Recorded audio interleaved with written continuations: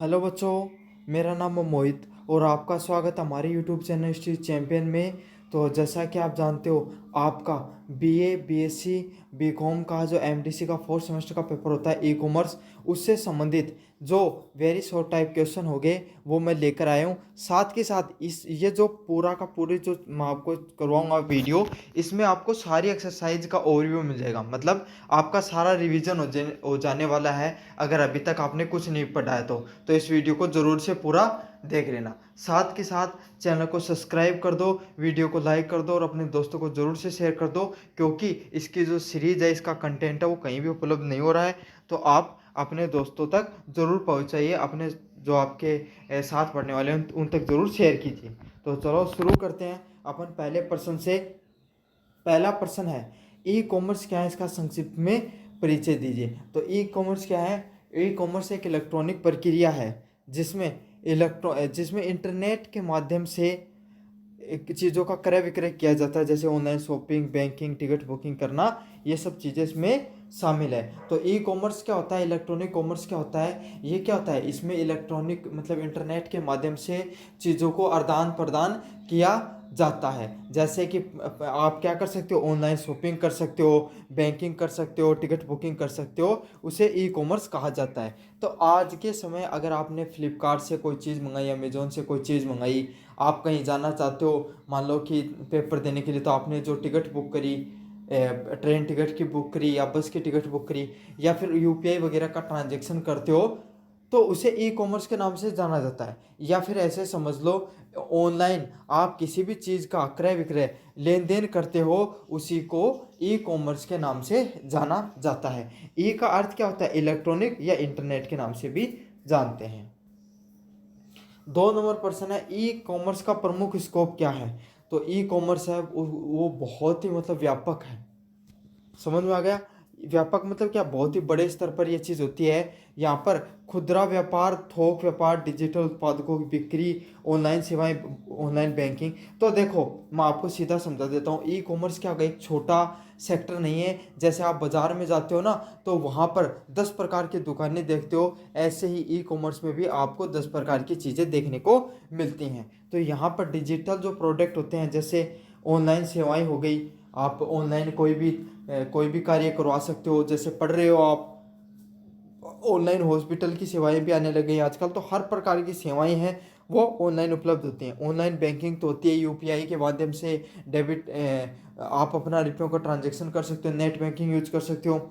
शिक्षा व health care जैसी सेवाएं भी आज के समय आपको ऑनलाइन क्षेत्र में मिल जाती हैं। तो यही है जो ई कॉमर्स है, उसकी प्रमुख जो स्कोप है, क्षेत्र है, वो यही होते हैं। तो अब यही प्रश्न है ना, ई कॉमर्स की प्रमुख स्कोप क्या है, ये प्रश्न आपका क्या आ सकता है? निम्नदातक में आ सकता है। तो अगर आपको थोड़ा बहुत भी पता है तो क्या कर दोगे, आप जरूर से लिख दोगे। तो इसलिए आपको वीडियो को पूरा देखना है। अगले वाले प्रश्न की बात करूं, ई कॉमर्स आधारित गतिविधियों के कुछ उदाहरण दीजिए। तो ई कॉमर्स आधारित गतिविधियों के कुछ उदाहरण हैं, जैसे कि अमेजोन हो गया, ई बिल बुकिंग हो गया, ऑनलाइन टिकट बुकिंग हो गया, आईआरसीटीसी हो गया, डिजिटल पेमेंट, पेटीएम जैसी नेट बैंकिंग और ई बैंकिंग की सुविधाएं हैं। तो ई ई कॉमर्स आधारित कुछ सेवाओं की, जैसे मैंने पहले नाम बताया था आपको, अमेजोन हो गया, फ्लिपकार्ट हो गया, आपका आईआरसीटीसी हो गया, पेटीएम हो गया, फोन पे हो गया, नेट बैंकिंग हो गया। जितनी भी सेवाओं का उपयोग आप ऑनलाइन तरीके से करते हो, यूट्यूब हो गया, तो ये सब चीज़ें क्या किस में आती हैं? ई कॉमर्स आधारित गतिविधियों में आती हैं। 4 नंबर प्रश्न की बात करें, ई कॉमर्स के तकनीकी घटक, टेक्निकल कंपोनेंट कौन से हैं? तो ई कॉमर्स के तकनीकी घटक कौन से हैं? तो ई कॉमर्स के तकनीकी घटक हैं वेब सर्वर। वेब सर्वर क्या होता है? जिस पे आप वीडियो देख रहे हो, जो इंटरनेट पर, यूट्यूब पर जो मैंने वीडियो डाला है, वो कहाँ पर पड़ा हुआ है? वो वेब सर्वर पर पड़ा हुआ है। वेबसाइट का इंटरफेस, तो आप यूट्यूब खोलते हो तो वेबसाइट जो यूट्यूब चलता है, वीडियो वगैरह दिखाते हैं, तो वैसे ही वेबसाइट का इंटरफेस भी उसे कहते हैं। यूट्यूब भी एक प्रकार की वेबसाइट ही है। तो इसका जो खुलता है, आप स्टार्टिंग के अंदर जो जो वीडियो देख रहे हो, उसे वेबसाइट का इंटरफेस कहते हो। तो इस पर कार्य करता है। इलेक्ट्रॉनिक पेमेंट सिस्टम, तो इसके अंदर जो इलेक्ट्रॉनिक पेमेंट सिस्टम है, पैसे का जो लेन देन करते हो आप, वो वाला सिस्टम भी कार्य करता है। अगले वाले प्रश्न की बात करूं, डेटाबेस। तो जिस प्रकार का डेटा है वो आप यूज कर रहे हो, वो डेटाबेस भी इसके अंदर काम में आता है। साथ में नेटवर्क कनेक्टिविटी, तो आपको पता है ऑनलाइन माध्यम से चीज़ों का लेन देन हो रहा है, तो वहाँ पर इंटरनेट की कनेक्टिविटी या नेटवर्क की कनेक्टिविटी का तो होना अनिवार्य होता ही होता है।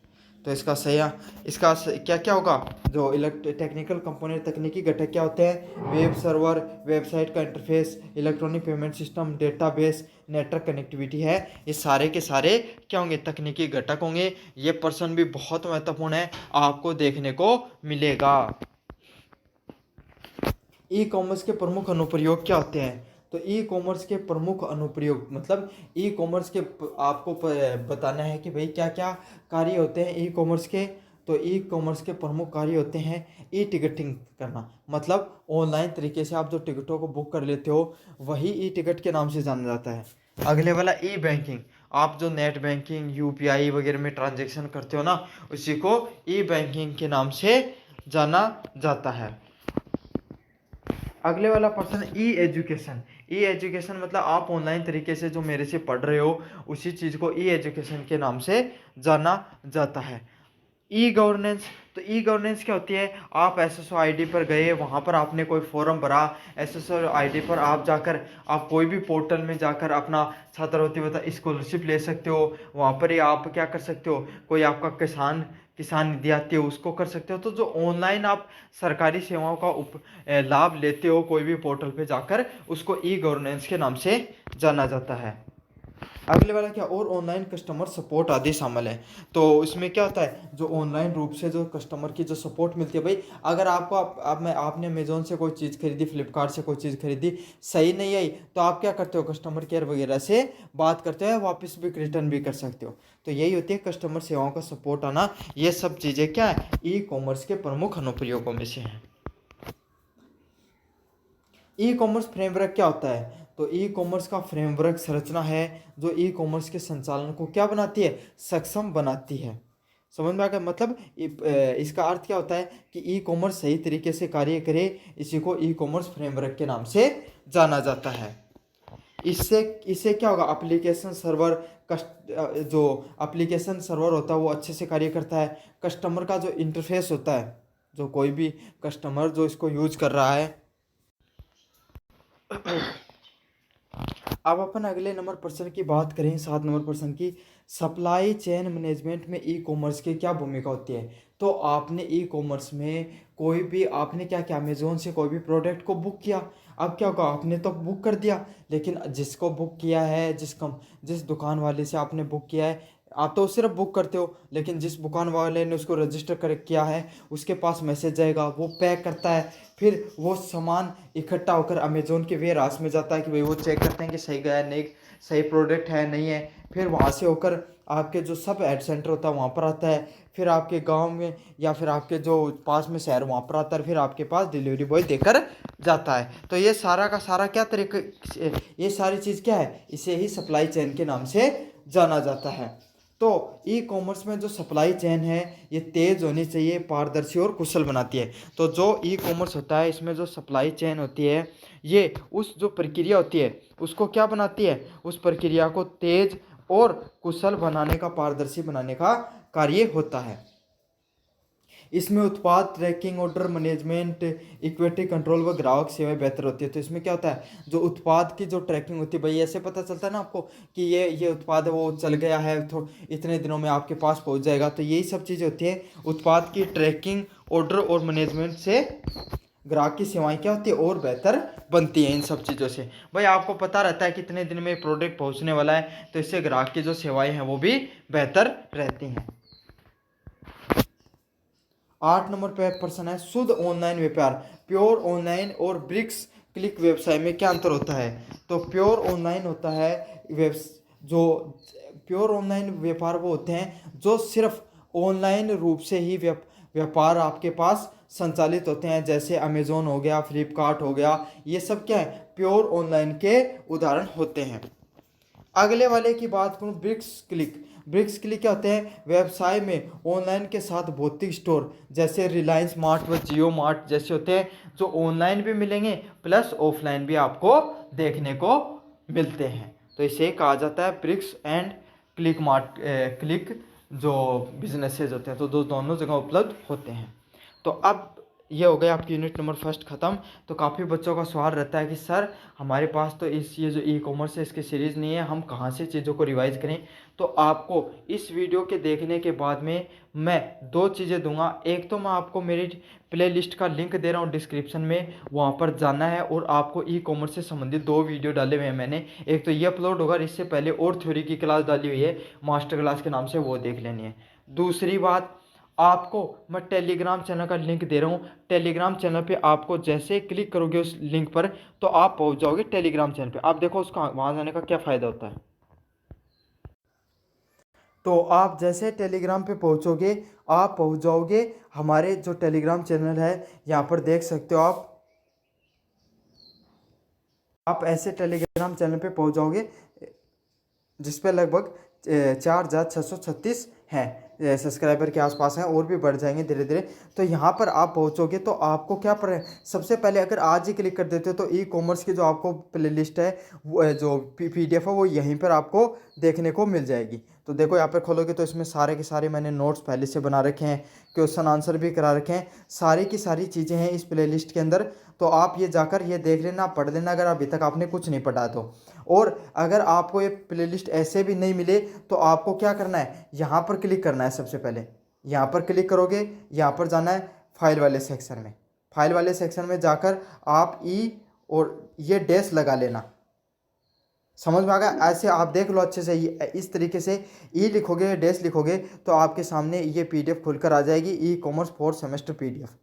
समझ में आ गया आपको? जैसे ई डैश लिखोगे तो आपके सामने ऐसी PDF आ जाएगी, और इतने में भी नहीं लिखे तो आगे COMMERCEV लिख देना, आपके सामने PDF खुलकर आ जाएगी। आप डाउनलोड करके इसको पढ़ लेना अपना। तो समझ में आ गया आपको क्या क्या पढ़ना है। तो चलो बात करें यूनिट नंबर सेकंड की।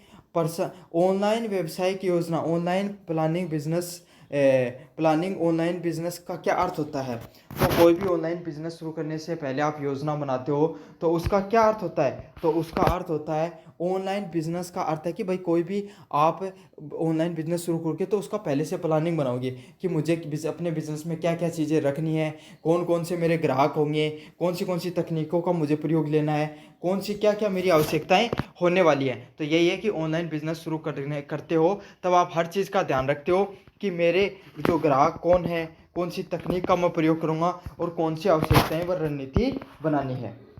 साथ ही साथ इंटरनेट के माध्यम से उत्पाद या सेवाओं को सफलतापूर्ण बेचा जा सके, ताकि जो इंटरनेट है उसके माध्यम से जो जितने भी प्रोडक्ट हैं उनको सही से आप बेचा जा सके। अगर आपको पता हो कि मेरे ये ग्राहक होंगे, मुझे ऐसा प्रोडक्ट बेचना है, सारी चीज़ें प्लानिंग से करोगे तब आपके पास और ज़्यादा लोग आएंगे।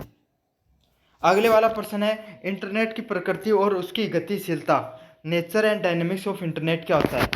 तो इंटरनेट आपको पता है एक व्यावसायिक नेटवर्क होता है जो लगातार विकसित हो रहा है। तो आपको पता है इंटरनेट है वो एक प्रकार का जो वैश्विक नेटवर्क है, पूरी दुनिया का नेटवर्क है जो लगातार क्या हो रहा है, धीरे धीरे विकसित हो रहा है। और इसकी गतिशीलता का अर्थ है कि तकनीक, सेवाएं और ट्रेड्स को लगातार निरंतर रूप से जुड़े रहना।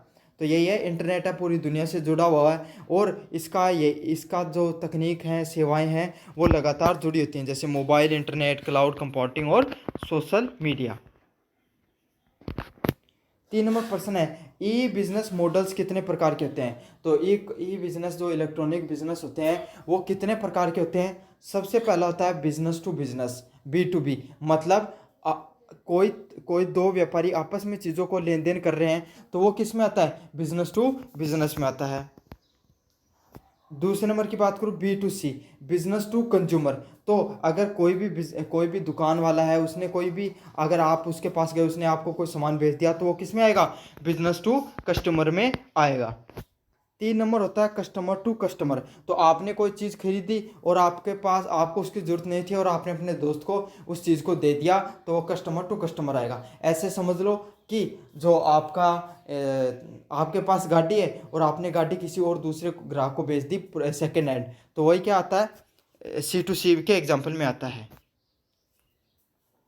अगले वाला ऑप्शन है C2B, कंज्यूमर टू बिजनेस। तो आप क्या होता है, देखो इसका जो B2B का B2C का एग्जांपल होंगे अमेजोन, फ्लिपकार्ट।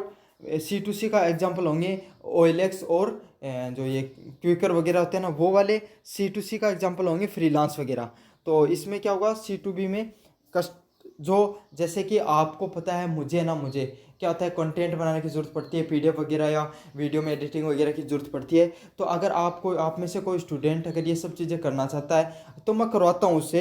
तो वो किस में आएगा, कंज्यूमर टू बिजनेस के अंदर आएगा। तो इसमें जो फ्रीलांस हो गया इसका एग्जाम्पल आने वाला है। अगले वाला है B2G, बिजनेस टू गवर्नेंस के नाम से जो आपको वीडियो है, जो कंटेंट है वो देखने को मिलता है, जिसमें क्या होता है, बिजनेस हैं जैसे जो ठेकेदार होते हैं वो सरकारी काम करते हैं ना, तो वही आता है जिसमें क्या होगा, आपका जो बिजनेसमैन है वो गवर्नमेंट का कार्य करके देते हैं। 4 नंबर प्रश्न है B2B and B2C business model में क्या अंतर होता है। तो B2B मॉडल एक व्यवसाय अन्य व्यवसाय को उत्पाद या सेवा बेच सकता है, जैसे कि अलीबाबा। टू बिजनेस के जो मॉडल होते हैं उसमें एक अन्य व्यवसाय, बिजनेस टू बिजनेस में क्या होता है कि एक अन्य व्यवसाय दूसरे अन्य व्यवसाय को अपने प्रोडक्ट्स को बेच सकता है, उसी को बिजनेस टू बिजनेस के नाम से जाना जाता है। और इसका उदाहरण क्या है, अलीबाबा नामक कंपनी है। ये भी अमेजोन फ्लिपकार्ट की कंपनी है जो कहाँ पे चलती थी, जो चाइना में चलती थी। B2C, business to consumer. तो इसमें क्या होता है, आप सीधे ग्राहक को अपने उत्पाद को बेच सकते हो, उसे B2C के नाम से जाना जाता है, जैसे अमेजोन और फ्लिपकार्ट। 5 नंबर प्रश्न है C2C और C2B बिजनेस मॉडल के उदाहरण दीजिए। तो C2C क्या होगा, कस्टमर टू कस्टमर।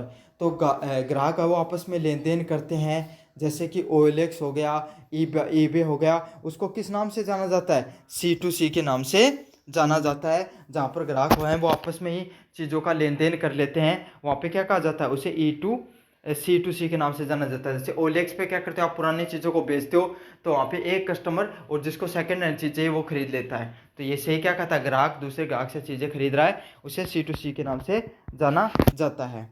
अगले वाले पर्सन की बात करूँ, C2B, कस्टमर टू बिजनेस। इसका उदाहरण क्या होगा, कस्टमर टू बिजनेस का इसका उदाहरण होगा ग्राहक व्यवसाय को सेवा या आइडिया देता है, जैसे कि फ्रीलांस वेबसाइट पर काम करना। तो C2B क्या होता है, कस्टमर टू बिजनेस। जो ग्राहक होता है ना वो बिजनेसमैन को आइडिया देता है कि आप अगर कोई भी बड़ी कंपनी को अगर कुछ वगैरह कोई काम कराना है, जैसे फ़ोटो एडिटिंग करानी है, तो वो क्या करेगा, एक लड़के को हायर कर लेंगे और वो क्या करे, उसके लिए काम करके देगा। उसे फ्रीलांसर के नाम से जाना जाता है। आपने भी काफ़ी बार फ्रीलांसिंग का नाम सुना होगा। 6 नंबर प्रश्न है, वेबसाइट डिज़ाइनिंग में किन बातों का ध्यान रखना चाहिए। तो कोई भी वेबसाइट डिज़ाइन कर रहे हो उसमें किन बातों का ध्यान करना चाहिए।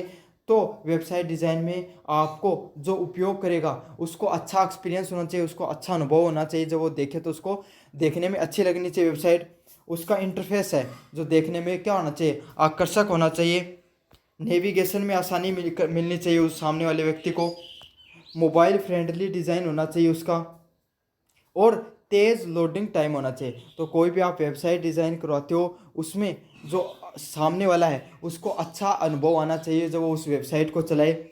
उसका इंटरफेस है, इंटरफेस भी बढ़िया होना चाहिए, चलाने में आसानी होनी चाहिए। तो ये सारी चीज़ें कोई भी वेबसाइट में होनी चाहिए। अगले वाला प्रश्न है, ऑनलाइन व्यवसाय के लिए आवश्यकताओं का मूल्यांकन कैसे किया जाता है। तो आपको पता है ऑनलाइन व्यवसाय में किन किन चीज़ों की ज़रूरत होगी। तो आपको क्या क्या चीज़ों की ज़रूरत होती है। सबसे पहले कोई भी बिजनेस को चलाने के लिए किस चीज़ की ज़रूरत होती है, ग्राहक की ज़रूरत होती है।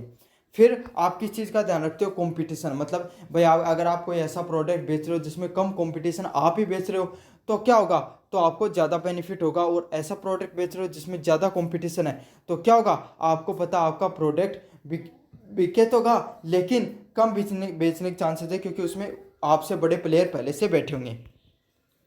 अगला क्या, तकनीकी साधन भी होने चाहिए आपके पास, इंटरनेट या और ज़्यादा साधन भी होने चाहिए। तकनीकी साधन होंगे तभी आप क्या करोगे, ऑनलाइन व्यवसाय को अच्छे से बढ़ा पाओगे।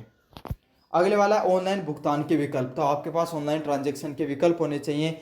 आपके पास credit card, debit card, UPI, cash on delivery जैसे सारे ऑप्शन आपके पास होने चाहिए। लॉजिस्टिक और सुरक्षा उपायों का विश्लेषण किया जाता है। तो आपके पास जो सामान को लेन देन से संबंधित जो चीज़ें हो गई, लॉजिस्टिक और सुरक्षा उपाय को भी विश्लेषण किया जाता है इन सब चीज़ों में। सिस्टम को डिजाइन, डेवलप और डिप्लॉय करने के लिए कैसे किया जाता है? तो कोई भी सिस्टम होता है उसको डिजाइन और डिप्लॉय करने के लिए क्या क्या चीज़ों को ध्यान में रखा जाता है, तो आपकी ये सारी मीनिंग को मैं समझाऊंगा। सबसे पहले बताएं डिजाइनिंग क्या होती है।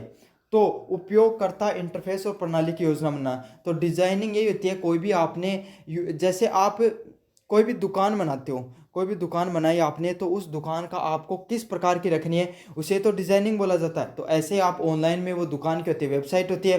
तो अमेजोन ने अपनी वेबसाइट बनाई, उस पर सबसे पहले क्या क्या चीज़ आएंगी, कौन से प्रोडक्ट सबसे ऊपर दिखेंगे, उसे क्या कहा गया, डिजाइनिंग के नाम से। डेवलपिंग क्या हो गए, तो आपको पता है आपने कोई दुकान बनाते हो तो वहाँ पर मिस्त्री लगाओगे, फिर वो आपका क्या बोलेंगे, फिर उसको जो डेकोरेशन वाले आएंगे, तो ये से क्या बोलते हैं, इसे डेवलपिंग बोलते हैं। लेकिन ऑनलाइन में चीज़ें कैसे कार्य करते हैं भाई, ऐप डिज़ाइनर है वो कोडिंग करेगा, वो सब चीज़ें उसमें की जाएंगी। आप डोमेन खरीदोगे, आप वहाँ पर क्या खरीदोगे, होस्टिंग खरीदोगे, तो वही चीज़ें हैं वो डेवलपिंग में आएंगी। फिर क्या है डिप्लॉइंग। डिप्लॉइंग क्या होती है, आप क्या करते हो, कोई भी वेबसाइट है उसको कोई भी दुकान खोलते हो तो फिर उसका क्या करते हैं, इनॉग्रेशन किया जाता है, उद्घाटन किया जाता है ना उद्घाटन। तो वैसे ही डिप्लॉइंग भी होती है वेबसाइट की, जिसमें वेबसाइट को लाइव रूप से संचालित किया जाता है सर्वर को लॉन्च करने के बाद में। समझ में आ गया? तो इसे क्या कहा जाता है, सिस्टम की जो सिस्टम है उसको डिज़ाइन करना और डिप्लॉय करना, इसके उदाहरण में आता है। तो अब बढ़ते हैं यूनिट नंबर 3 की तरफ। पहला प्रश्न है ई कॉमर्स संचालन, ऑपरेशन ऑफ ई कॉमर्स का क्या अर्थ होता है? तो ई कॉमर्स का संचालन का अर्थ होता है ऑनलाइन से जुड़े हुए सभी कार्यों को कुशलता से संचालित करना। मतलब ऑनलाइन सिस्टम से जुड़े हुए जितने भी कार्य हैं उनको अच्छे से करना, जैसे वेबसाइट का प्रबंधन करना, भुगतान प्रक्रिया, ग्राहक सेवा, लॉजिस्टिक। तो ऑनलाइन से जुड़े हुए जितने भी कार्य होते हैं, जैसे वेबसाइट को आप मैनेज कर रहे हो, ऑनलाइन ट्रांजैक्शन कर रहे हो, आप जो लॉजिस्टिक है इन सब चीज़ों को डेटा को सिक्योर कर रहे हो, ये सब चीज़ें किस में आती है, ऑपरेशन ऑफ ई कॉमर्स में आती हैं।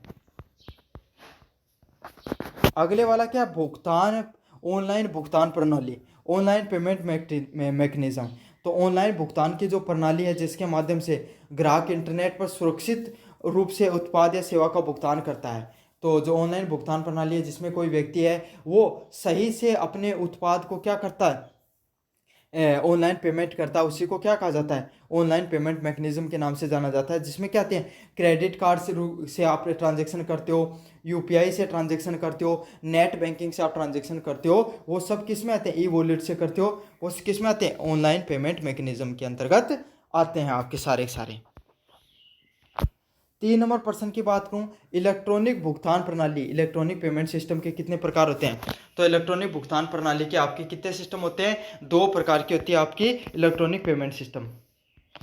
पहला है क्रेडिट कार्ड व डेबिट कार्ड। तो आपको पता है ऑनलाइन ट्रांजैक्शन आप क्रेडिट कार्ड व डेबिट कार्ड से कर सकते हो, नेट बैंकिंग से कर सकते हो, आपको यूपीआई से यूनिफाइड पेमेंट इंटरफेस से कर सकते हो, है ना, मोबाइल वॉलेट, फ़ोन पे हो गया, गूगल पे हो गया, इनसे कर सकते हो, और क्रिप्टो करेंसी से कर सकते हो, जहाँ पर क्रिप्टो करेंसी लीगल होती है और ट्रांजैक्शन जहाँ पर अलाउ होते हैं और देश एक्सेप्ट करते हैं आपके। समझ में आ गया आपको?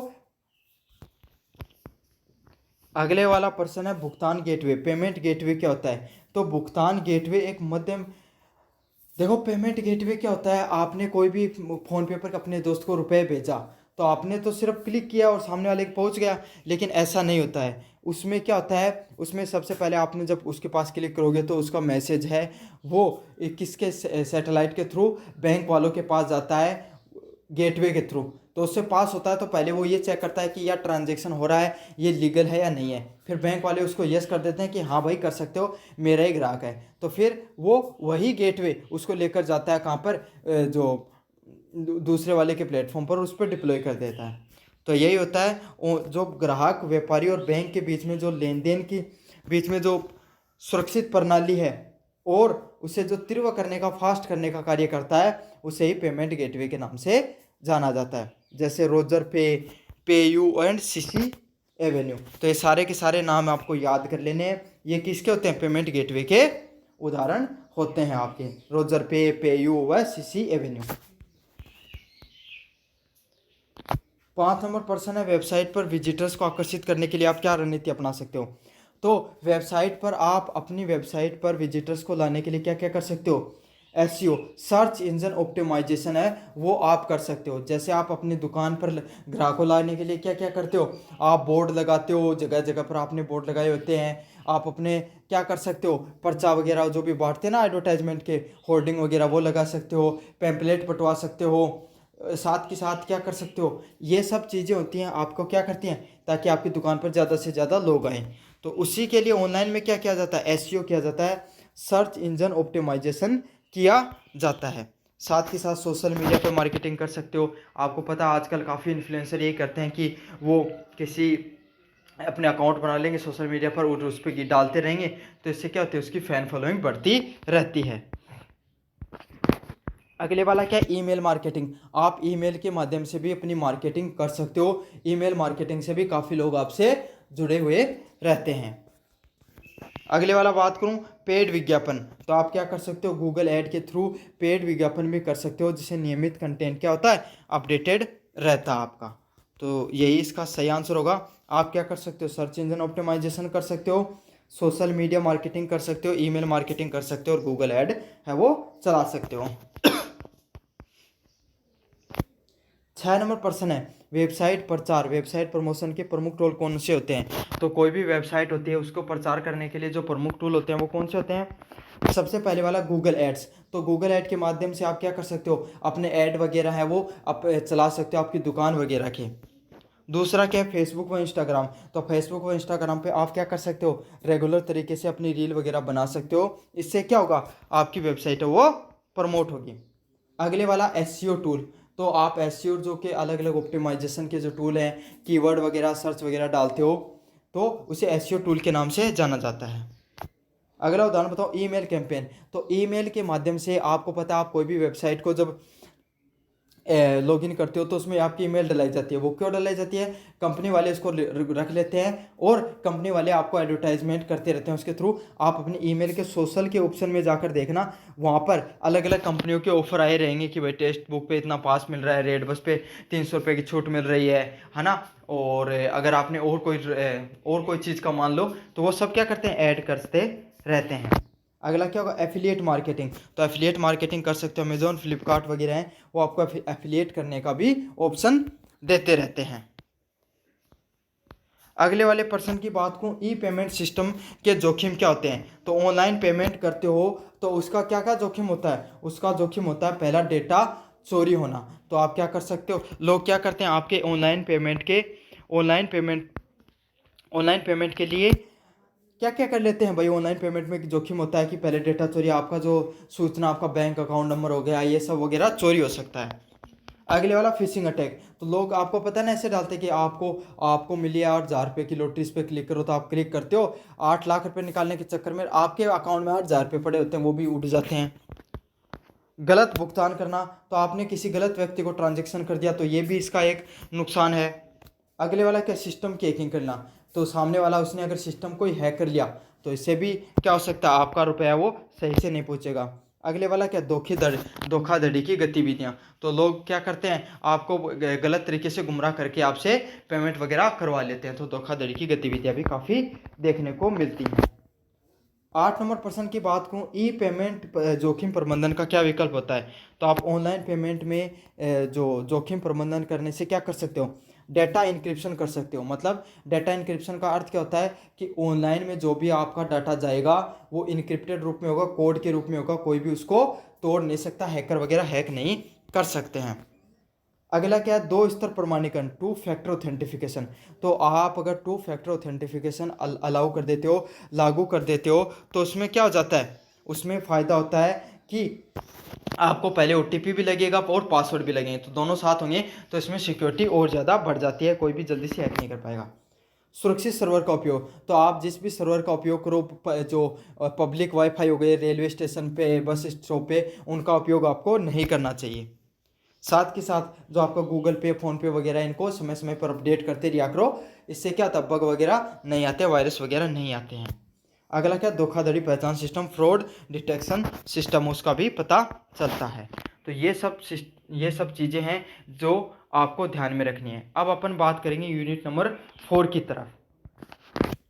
तो यूनिट नंबर 4 है ई कॉमर्स की सुरक्षा। सिक्योरिटी इन ई कॉमर्स का क्या महत्व होता है? तो ई कॉमर्स की जो सुरक्षा है वो बहुत ज़्यादा महत्वपूर्ण है। क्यों महत्वपूर्ण है ई कॉमर्स में सुरक्षा? यह ग्राहकों को और सेवा प्रदाताओं के बीच में विश्वास बनाती है। तो ई कॉमर्स में क्या इंपॉर्टेंस होता है ये आपको पता है। ग्राहक हो गया और जो सेवा प्रदाता है उसके बीच में विश्वास प्रदान करने का कार्य करती है। जैसे कि आपका डेटा चोरी नहीं हो, धोखाधड़ी नहीं हो आपके साथ, और साइबर हमले से आप बच सकते हो। तो इसीलिए कि भाई आपका जो डाटा है, आपका जो पेमेंट कर रहे हो वो किसी गलत इंसान के पास नहीं जाए, वो चोरी से आपको बचाती है। अगले वाला प्रश्न, ई कॉमर्स के प्रमुख खतरे कौन से होते हैं? ई कॉमर्स के प्रमुख खतरे कौन से होते हैं? हैकिंग और डाटा चोरी होना। तो आप क्या कर सकते हो, आपको वो जो ही ई कॉमर्स होता है इसमें सबसे बड़ा खतरा यही होता है कि आपका डाटा है उसको हैक किया जा सकता है, उसको चोरी किया जा सकता है। दूसरे नंबर पर्सन की बात करूँ, फिशिंग अटैक होना। तो फिशिंग अटैक का अर्थ होता है कि आपके पास जो कंटेंट है, आपके पास जो लोग क्या करते हैं, आपके पास नकली ईमेल वगैरह भेजकर आपसे क्लिक करवा लेते हैं, इससे आपका डाटा चोरी हो जाता है, उसे फिशिंग अटैक बोला जाता है। अगला, वायरस और मॉलवेयर। तो आपको पता है लोग वायरस और मॉलवेयर डाल देते हैं, जो एप्लीकेशन ऐप वगैरह होते हैं उनमें बग आ जाते हैं। तो इससे क्या हो जाता है, लोगों का जो पैसा वगैरह है या लोगों की ट्रांजैक्शन तो करते हैं किसी और के पास, लेकिन वो किसी और के पास जाता है, हैकर के पास चला जाता है। अगले वाला, पहचान की चोरी, आइडेंटिटी थेफ्ट। तो लोग क्या होते हैं, आपको जैसे ऐसे कहते हैं कि भाई एक आपका व्हाट्सएप पे आपके पास मैसेज आया कि मेरा नाम तो आपके दोस्त का मैसेज आया कि मेरा नाम तो वो है और मैं इस परेशानी पड़ गया तो आप मेरे पास 5,000 रुपये इस नंबर पे भेज दो, और आप गलती से भेज देते हो, पता चलता है वो तो आपके दोस्त ने नहीं, किसी और ने आपकी आईडी हैक करके आपके पास करवा लिया है। तो उसे आइडेंटिटी थेफ्ट के नाम से जाना जाता है। अगले वाला, फर्जी वेबसाइट और धोखाधड़ी। तो काफ़ी वो लोग क्या करते हैं, जो जैसे अमेजोन की फर्जी वेबसाइट बना ली, वहाँ पे गलत प्रोडक्ट को आपको दिखाया कुछ और भेज दिया कुछ। तो ऐसे ही होता है, फर्जी वेबसाइट और धोखाधड़ी के भी मामले देखने को मिलते हैं। 3 नंबर प्रश्न है, क्लाइंट व सेवा प्रदाता कैसे सुनिश्चित की जाती है? तो क्लाइंट और जो सेवा है, जो आपको सर्विसेज प्रोवाइड करा रहे हैं, इनके बीच में उनकी सुरक्षा किस प्रकार से होती है? तो उसके लिए आपको किस किस चीज़ों का ध्यान रख सकते हो? सबसे पहले SSL सर्टिफिकेट का उपयोग करना, कि भाई जो एक सर्टिफिकेट होता है SSL नाम का, उस सर्टिफिकेट का आप उपयोग करो। उसका उपयोग करोगे तो इससे क्या होगा, उसके SSL सर्टिफिकेट से जो वेबसाइट होती है वो ऑथेंटिफाइड होती है।